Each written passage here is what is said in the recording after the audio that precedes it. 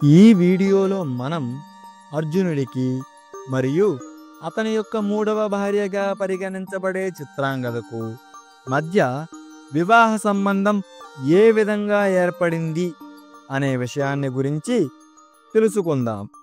ఈ కథను చివరి వరకు చూసి మీకు నచ్చినట్లయితే ఒక లైక్ చేసి మన ఛానల్ని సబ్స్క్రైబ్ చేసుకోండి. ఇక కథలోకి వస్తే, అర్జునుడు నాగకన్య అయిన ఉలూపి యొక్క మనోవాంఛను తీర్చి నాగలోకం నుండి బయటపడిన తరువాత ఇంకా తన వనవాస దీక్ష పూర్తి కానందున ఉత్తర హిమాలయాల దిశగా బయలుదేరాడు. ఆ ప్రయాణంలో అనేక పుణ్య తీర్థాలలో శౌచ స్నానాది కర్మలను ఆచరించి బ్రాహ్మణులకు నివాస గృహాలను, అనుష్ఠానానికి వేల కొలది గోవులను దానం చేశాడు. ఇక్కడ శౌచ స్నానం అనగా పరిశుభ్రత మరియు పవిత్రత. మళ్ళీ ఈ పరిశుభ్రత మరియు పవిత్రత అనే పదాలకు అర్థం ఏమిటి? బాహ్యంగా కనిపించే వాటిని శుభ్రం చేయటం పరిశుభ్రత, మరియు ఆంతరంగికంగా ఉంటే వాటిని శుభ్రం చేసుకోవటం పవిత్రత. ఈ రెండింటి కలయిక అనగా పరిశుభ్రత మరియు పవిత్రతల కలయికనే శౌచ స్నానం అని అంటారు. ఇక కథలో ముందుకి పోతే, హిమాలయ పర్వతాన ఉన్న పుణ్యక్షేత్రాల దర్శనం పూర్తి చేసుకున్న అర్జునుడు తూర్పు దిశగా బయలుదేరాడు. తరువాత కురుశ్రేష్ఠుడైన అర్జునుడు క్రమంగా అనేక తీర్థాలను, నైమిషారణ్యంలోని ఉత్పలిని నదిని, నంద, అపరనంద, కౌశికి, మహానది, గయా తీర్థాలను ఆసక్తిగా చూశాడు. ఈ విధంగా అన్ని తీర్థాలను మరియు ఆశ్రమాలను సందర్శిస్తూ తనని తాను పవిత్రం చేసుకుంటూ ఉన్నాడు. అలాగే అంగ, వంగ, కళింగ దేశాల్లోని కొన్ని పవిత్ర తీర్థాలను మరియు పుణ్యమందిరాలను కూడా సందర్శించాడు. ఈ ప్రకారం అర్జునుడు తాపసులచే ప్రకాశించే మహేంద్ర పర్వతాన్ని చూసి సముద్ర తీర్థయాత్రను చేస్తూ మెల్లగా మణిపురం అనే నగరాన్ని చేరాడు. ఇక్కడ తాపసులు అనగా ఆధ్యాత్మిక సాధన చేసేవారు అని అర్థం. మన వాడుక భాషలో చెప్పాలి అంటే తపస్సు చేసేవారు అని అర్థం. వీరు సాధారణంగా ఇంద్రియ సుఖాలను వదిలి ధ్యానము మరియు యోగా వంటి వాటిని ఆచరిస్తూ దైవాన్ని చేరుకోవటానికి ప్రయత్నిస్తారు. ఉదాహరణగా ఋషులు, మునులు, సన్యాసులు మొదలగువారు. తాపసులు అంటే ఎవరు అనే సందేహం తీరిపోయింది. ఇక అర్జునుడి విషయానికి వస్తే, మణిపురంలో ఉన్న అన్ని తీర్థాలను, పవిత్ర ప్రదేశాలను దర్శించి గొప్ప బాహు సంపద గల అర్జునుడు మణిపుర రాజదర్శనం కోసం వెళ్ళాడు. మణిపుర నగర రాజు చిత్రాంగదుడు గొప్ప ధర్మవేత్త మరియు అతని కుమార్తె ఒక అద్భుతమైన సౌందర్య రాశి. ఆమె పేరే చిత్రాంగద.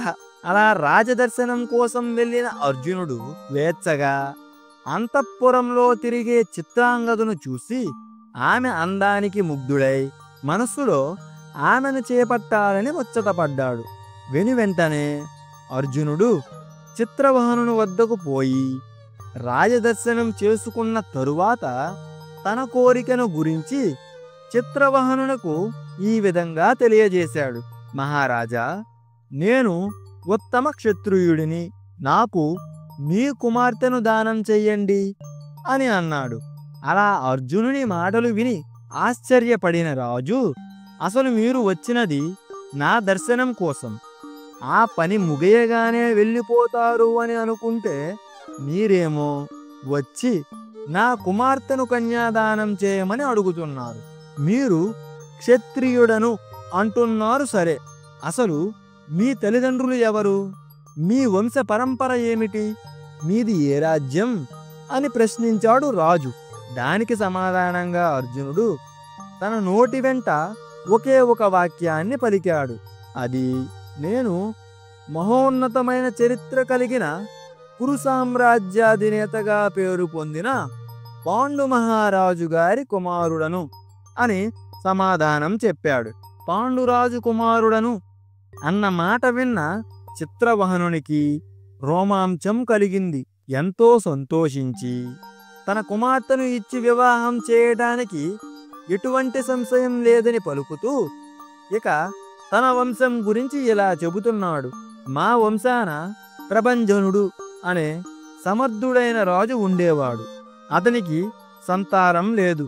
అందువల్ల ఉత్తమమైన తపస్సును ఆచరించి దేవాది దేవుడు పినాకపాణి అయిన శివుని మెప్పించాడు. ఆపై దేవదేవుడైన మహాశివుడు అతని తపస్సుకు మెచ్చి నీ వంశంలో ఇకపై ఒక్కొక్క సంతానం కలుగునని వరమిచ్చి ఆశీర్వదించాడు. అటుపైన మా వంశంలో ఒక్కొక్క సంతానమే కలిగింది. నా పూర్వీకులందరికీ పుత్ర సంతానం కలిగింది. కానీ నాకు మాత్రం ఒకే ఒక కులవద్దకురాలైన పుత్రిక కలిగింది. ఆమెయే ఈ చిత్రాంగద. నా దృష్టిలో ఈమె నాకు పుత్రునితో సమానం. ఈ కుమార్తె కారణంగా పుట్టిన కుమారుడు నాకు కూడా మొదటి కుమారుడే.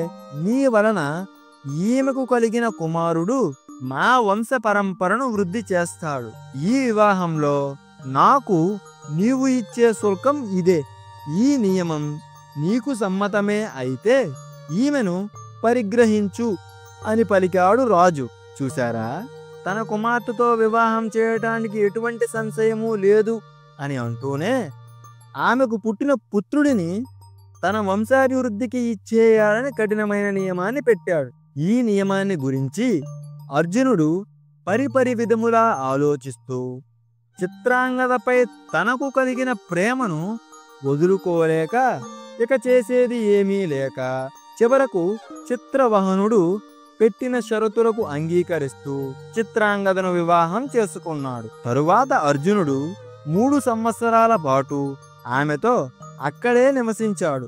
అటు పిమ్మట చిత్రాంగదకు పుత్రోదయం కాగానే ఆ సుందరిని ఆ పుత్రునితో పాటు అక్కడే విడిచి చిత్రవహనుని అనుమతితో అర్జునుడు మళ్ళీ తన వనవాస యాత్రకు బయలుదేరాడు.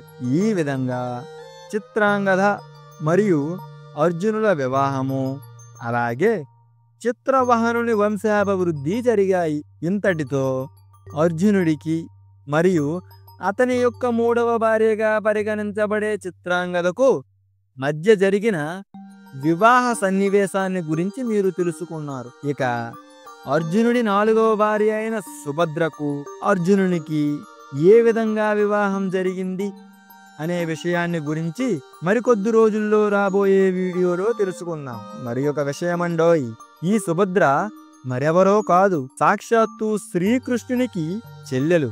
అలాగే అర్జునుడు కూడా ఈ సుభద్రను అపహరించుకొని పోయి మరీ వివాహం చేసుకున్నాడు.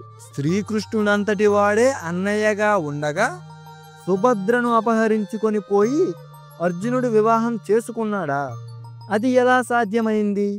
అది తెలియాలి అంటే తరువాత మన ఛానల్లో రాబోయే సుభద్రార్జునుల వివాహానికి సంబంధించిన వీడియో కోసం వేచి ఉండండి.